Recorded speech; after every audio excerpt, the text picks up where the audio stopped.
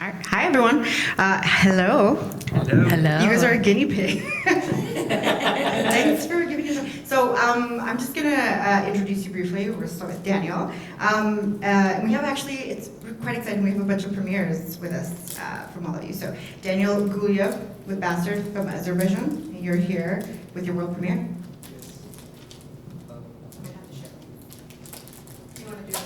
Actually, could you give a log line, like an elevator pitch of what your movie's about? Yeah, as you said, I'm Daniel. Yeah, my film is Bastard, so it's about a 16-year-old teenager who can't accept the shame of the family and joins the military trials in an attempt to break away from the small village that he lives in Azerbaijan. So it's the film about a person that I personally knew when I was a teenager from a small town when I was living there.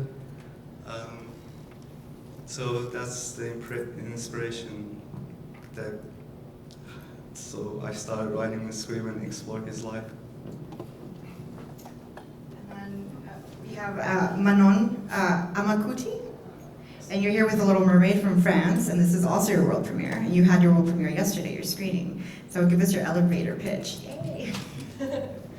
And the story is about three friends who pay a service to resurrect their friend who died years ago. So I'm glad to be here. Okay. And then we have Meredith Hathaway, who's a producer and actress on It's Your Call. And you've been at ShortFest before. I've been here once as an actor. It's Meryl. Meryl, I'm so sorry. No, that's okay. Meryl. Yeah. So you're also having your world premiere at the festival. Yeah. So It's Your Call is it's a story about a couple that's been together long term, that's now long distance, and it takes place over one night as they use every ounce of technology to connect. That sometimes will not be enough to help people really connect, basically. So it's a love story, but it's also a story about making decisions and being comfortable in the decisions that you have to make for yourself and for the people that you love. So yeah. And next to you we have Saim Sadiq with Nice Talking to You from Pakistan. And this is not your world premiere or your premiere. You played at South by Southwest. Yes. So what's your pitch? What's your movie about? So my movie is a romance set in New York City, but it's a romance in sign language. It's a quiet film about two people who are actually not deaf, but through confusion they start communicating in sign language and they hit it off, and there's a very intimate romance in the world's loudest city. But when they realize that neither of them are deaf, the romance kind of fizzles away. So it's just my way of talking about language and communication in today's day and age, and just taking something that is generally looked at as a disability or a nuisance and looking at it in a different way as something that maybe there's something to learn from it. Sign language itself, yeah. And last but not least, we have John Olav Stokke. Is that? John is fine. John was fine. Great. And you have a world premiere with Our Father's Cabin. Yeah, Our Father's Cabin is about two half-brothers who travel up to their dead dad's cabin, and they sort of have to come to terms with grief and regret. Yeah, sort of goes from there. Well, thanks all for being here. We're not going to go very deep into your movies because we may not have seen them, and it's better if they watch it on the big screen anyway. But just to get a little bit of background, when did you guys know, and to make it fun, when did you guys know that you wanted to be a filmmaker? Oh gosh. Yeah. Was there a certain movie that you watched where you're like, I want to make that? Or maybe a little bit of background into your personal history and did you fall in love with movies, cinema? Should we just kind of jump in? Okay. So me personally, I've known since I was a 3-year-old I wanted to be an actress. That was always my goal, was to act. And I used to write more prose and creative writing and poetry and things like that. But it wasn't until I was about, I'd say, 6 years into my career of being an actress that it became abundantly clear that in order to stand out from just being another name and another face, that if you really want to do more, you got to make your own work and kind of become the hyphenate. So I found that I felt it was a way for me to take control of being a performer in a way, and that I actually was really reluctant to write or to create at first because I was terrified of it. Because being just a performer in something is, you know, you're speaking someone else's words, and the aesthetic of everything really isn't in your control. You're there to play a part, but in putting myself and like creating my own work, it was just so much more vulnerable, which was really scary and then thrilling. So as soon as I started writing scripts and creating characters for myself on the page, I think it kind of just took over, and I realized that being able to emulate the people, the artists that I loved watching and whose pieces I loved. There's a film called Begin Again by John Carney that I just love. It's Mark Ruffalo and Keira Knightley and others. And that one is just, I remember watching that and just thinking like, this is so real, such real people, real everything, and I was so drawn in by that slice of life, but the creativity behind it and how they were portrayed as real people, but I was so drawn by the story, and I think that's when I really decided I wanted to make a film. I wanted to make short films, ideally, because they're more accessible to make, but in taking control at that one point, back when I was doing more web series work, and then it was really seeing a couple really beautiful, all-encapturing independent films that really pushed me to start writing and create my short.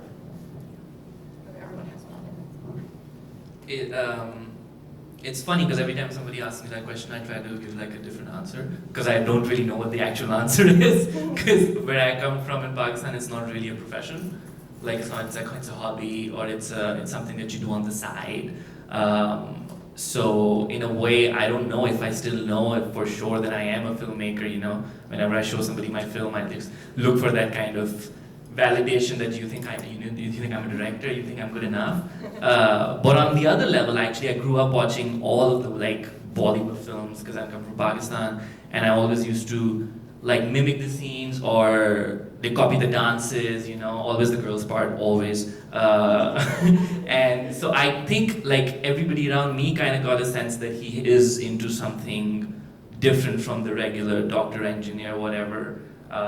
And it just somehow always remained my way of being comfortable with myself. Like the most comfortable I've ever felt was on a film set, or while writing a film, or while talking about a film, especially my own work. It just has been like very life-changing for me just to be able to make films, you know, just to be able to express myself with regard to my sexuality, or with regard to where I come from, and sort of reconciling, you know, the different cultures that I've been exposed to over the amount of time that I have been alive. And yeah, it's just the only thing I know how to do. I don't have any other talent, so you know, that's what I'll do. Those who can't do film. So I didn't think about becoming a filmmaker when I was a kid or teenager. I just wanted to be an artist. So it's because of my dad, he started bringing me some VHS tapes to watch films at home. So after that, I started writing some stories for myself and stuff. Then I was like, firstly he used to bring me some animation films, and I was like, yeah, I want to make animation films in the future and stuff. So then I found that it's impossible in our country to make animation films, and then I decided to become a filmmaker. I'm sensitive about it. Yeah. A little bit. John or Manon? Yes.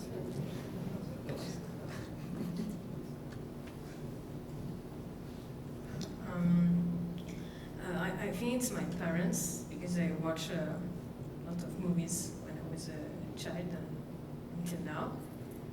And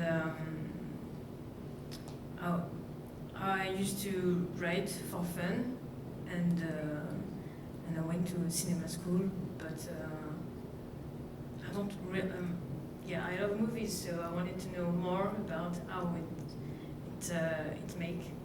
how you make a movie, and I wrote this story for fun, but when a producer told me I want to produce this movie, I was like, okay, let's go. So maybe this is at this moment I was like, okay, maybe I can be a filmmaker. This is your first movie. You're talking about Little Mermaid? Yes. Yeah. So someone just approached you that they wanted to produce? That's great. It was a contest. Okay. It was a contest for a script, and my roommate saw it on Facebook, and he sent it the script behind my back. Everyone's like so lucky. Okay. So- And I had a phone call, and they told me you won 2 months for artist residency to learn how to write script, and then at the end you can pitch it in front of producers if you want. So I did it, and this is where I met my producer. John? Yeah, no, I think it was about 6 or 7 when I don't watch many films when I was a kid. I just watched the same ones over and over again. So, like for me, I think it was 6 or 7 when I taped like Back to the Future 1, 2, and 3, and then Home Alone, and I rewatched those on tape. I still have them, and I still rewatch them. And for me, it was more like how, why, when, what is happening. Like how do they do this? I was so confused as to like what's going on, so I just kept rewatching them. And it wasn't until like YouTube years later, probably I was 16 or something, where it was like there are different roles behind the camera, this and this and this, and I started watching the behind the scenes for various things. So a lot of it became more apparent in what's going on. So in those years, I just keep rewatching those. And at some point, I started rewatching Jurassic Park, and that's for the films that I just kept rewatching over and over again. Now, are those the types of films you want to make, or what? Oh, that's a good question. Probably not, but it was the ones that caught my attention. You know, like I don't think anyone would say no if they were back then asked to do Back to the Future, but nobody should remake it. Well, sort of on that line, you know, we know why you got into it, but moving forward, what types of films do you want to make? What sort of messages do you want people to pick up on, or? Whatever story that catches me. I don't think I've got a specific. I think the two short films that I've made are perhaps quite different, but they're drama based. I do like human psychology and how people act between various subjects. Yeah. What about the rest of you? What kind of movies do you want to make? I mean, so far I've somehow always made romances. This was the first one that's here. Then I made another one recently, also a romance. My feature is a romance. So I guess I don't want to say that's the only thing I want to make, but there's something about like making like an old world kind of a romance in today's very cynical world that kind of attracts me to it. That somehow will always talk about something else. You know, like there was a language year for me that I was obsessed with about languages. So I was like, okay, I'm gonna make a romance about language. Then there's one about gender or whatever. But I guess that would probably be a through line for a while. Yeah. That's funny. I've actually, a lot of what I've made has also been, it's had a lot of elements of romance, and it's always about connection, I think, in the things that I write and make. And I know I really want to explore mental health in some capacity, but I really want to do talk about that, and then also talk about female body image is something I've really always wanted to delve into, and I've written different pieces about it, but I'm trying to find different ways of approaching, because there's thankfully a lot more of that being made now, where we're seeing a lot more of real people and talking about real issues. But I want to do all of them in a vein of having a very real side of it, and then also a comedic element, so that things don't feel too intense the whole time. And finding that balance is a little tricky, but ideally, I always want to make things that are super relatable, so that no matter who's watching it from where can really tap into the characters somehow.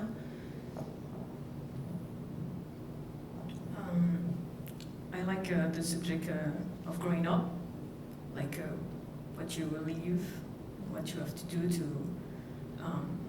grow up. And I like sci-fi and love.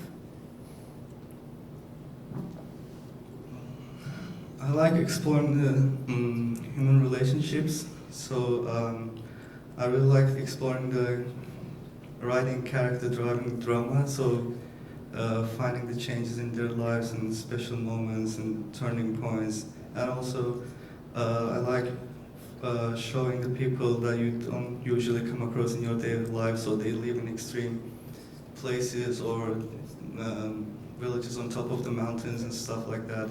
All of my scripts are like this. And you have a student film, yeah? Yes, this is my graduation film. You went to cinema studies, and I think Saim, yours is also a student film? Yes, it's Did everyone here go to film school?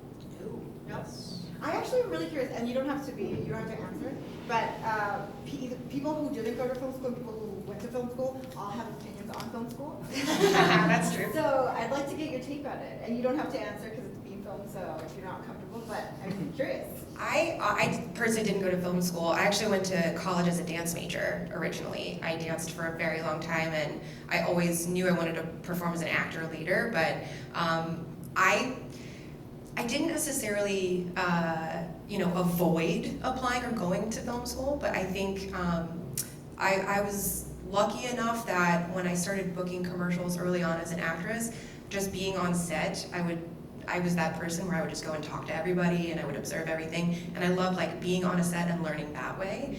And by then, it made more sense for me to continue trying to learn on sets rather than go to school to learn. But I definitely have found at times that there are certain things I would have loved to have had in my arsenal before I was doing all those things. But I don't know. I mean, I guess there's a part of me that, I still could go, and I'm sure learn so much, but at times I've felt like a little bit less prepared, I think, than other people who had and studied like that. But in its own way, I feel pretty proud that I've gotten to where I have in my own work without having had that. And just asking a shit ton of questions and observing and talking to as many people around those types of things as possible. So. I probably shouldn't name my school, but I think they're very easily, like for me it was very easily categorized. Like I went to London when I was 19, so for me it was like moving away from Norway and then meeting new people, which I think is the perhaps number one key with film school, is that if you don't have the possibility of meeting people where you're from or something like that, you move to a film school where you get a sort of a network straight out and you start shooting with them and you're learning as you go. The other problem with film school is the tuition fees for people abroad or even people who are from the various countries. And then that has to be valued and whether or not if it's worth the money and the time and all those things, because some people would say that take your tuition fee and make a short film, and you perhaps would, or a feature, and you'd perhaps be equally as far, and you'd meet so many more people as you're crewing up and casting. But if you have limited knowledge, like I didn't have much knowledge about it, so it was best for me to go to film school, and I will probably do it again. But it's absolutely worth thinking about before you do it, and look at all the options that you have. There's, without film school, I wouldn't be able to stay, but, I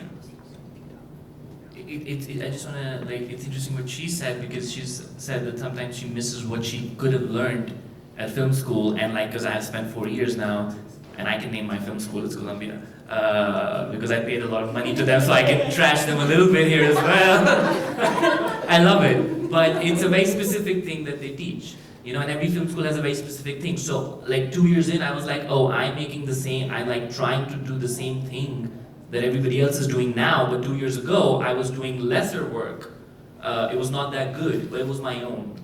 It was individualistic, at least you could see me in it. And then, so the last 2 years for me was just an exercise in finding out again, what is it that I want to do? What are the kind of shots that I want to do? I don't care how Scorsese does it, he's great, but so your voice kind of gets lost in a film school, or has the potential to get lost at the very least. So for us, it's been a struggle of like unlearning a lot of the tools, because eventually we used to do exercises and they were all perfect, but they were all the same, and they were not interesting because there was no soul in it. I would say when I first started making stuff, I definitely, I just went with my gut, like all the time, in lining up shots and storyboarding stuff. And it was funny that working with people, because my director went to film school, and in setting up our whole film, we saw things very similarly, despite our really different backgrounds with it. And for whatever reason, I felt like trusting my gut has always kind of given me the vision that I really wanted. Whereas had I had it through a different lens, maybe I wouldn't have even tried it the way that I naturally felt it should be. I don't know. For me, it was worth going to film school because I was doing BA back in my country, so it was a huge chance for me to meet with new people. So it was, in our film school, we had students from all over the world, so we knew each other and we worked each other, and we kind of meet each other's background and cultural difference, and it all kind of mixed in film school. So, I mean, during the screening, you could see films from all over the world, and that was the interesting part for me. And we also did, we were not only directing, and you had a chance to find yourself as in different roles. So then I also found out that I can also maybe DP, and now I'm working as a DP back home, so that was a good chance for me.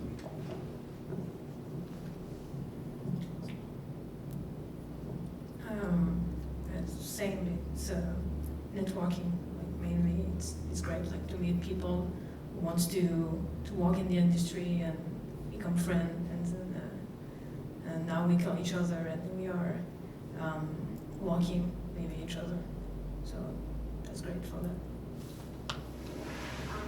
Now, quickly, because we might be running out of time here, what do you hope, I mean, thank you all for coming to ShortFest. This is, we do this with the intent that filmmakers will come and experience the festival, so it's really important for us that you do come. And so what are you hoping to get out of ShortFest? And also, plug in your social media or anywhere where we can follow you.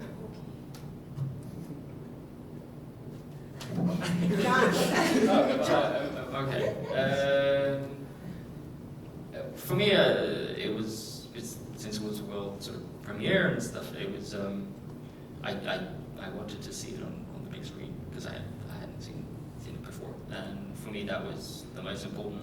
And then the panels that you guys offer looks really incredible, so I'm looking forward to that.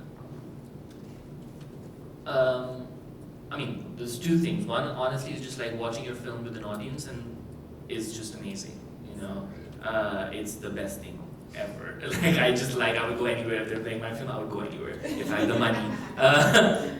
So for me, the biggest motivation is just to sit with a different audience and just see how they respond to it, if at all. You know, what they hate, what they like, all of that. And secondly, just because I heard Palm Springs is supposed to be a very chill festival. And that's the only kind of festival that I like, because I just heard that it's not too like uptight people, it's everybody's just a short filmmaker, so we're all like on the same page with what we're here for. So I've been here for like less than 24 hours, and it's already been like nice, but I just got along with everybody I've met so far. So I'm pretty happy already. My screening is 3 days later. So. I do have a social media. I'm on Instagram with Saim Sadiq, Saim.Sadiq, S-A-I-M. We'll tag. We will tag. Yeah. Okay. Yeah, definitely seeing my film in the theater with an audience is like beyond a dream come true. And here, the reputation of Palm Springs has far preceded me being here. So that, and honestly, I'm really hoping to connect with people that are here and make plans for making future things. That's kind of, I think, what it's all about is. You know, not being a film school grad, I didn't jump in with like a crew of people that I could trust and start making things with. And that's actually been the hardest part of my career, I think, is I've done it mostly all myself. So it being here and like meeting all like-minded creators is like mind-blowingly exciting, because you just never know what might work out, whether it's in an acting way or a producing way or writing, what have you. But yeah, being here is really, it's an honor, and definitely hearing all the panels is a huge part of it for me too. Same, like meeting new people, it's great. And it's my first time in California, so Yeah. meeting the audience is really great. I'm gonna say the same stuff pretty much. Yeah, it's my first time in the States, so I would like to make new friends in filmmaking here. So hopefully we'll get a chance to work maybe in future projects with people that I've met in this festival. So. Well, thank you, everyone. Thank you for having me.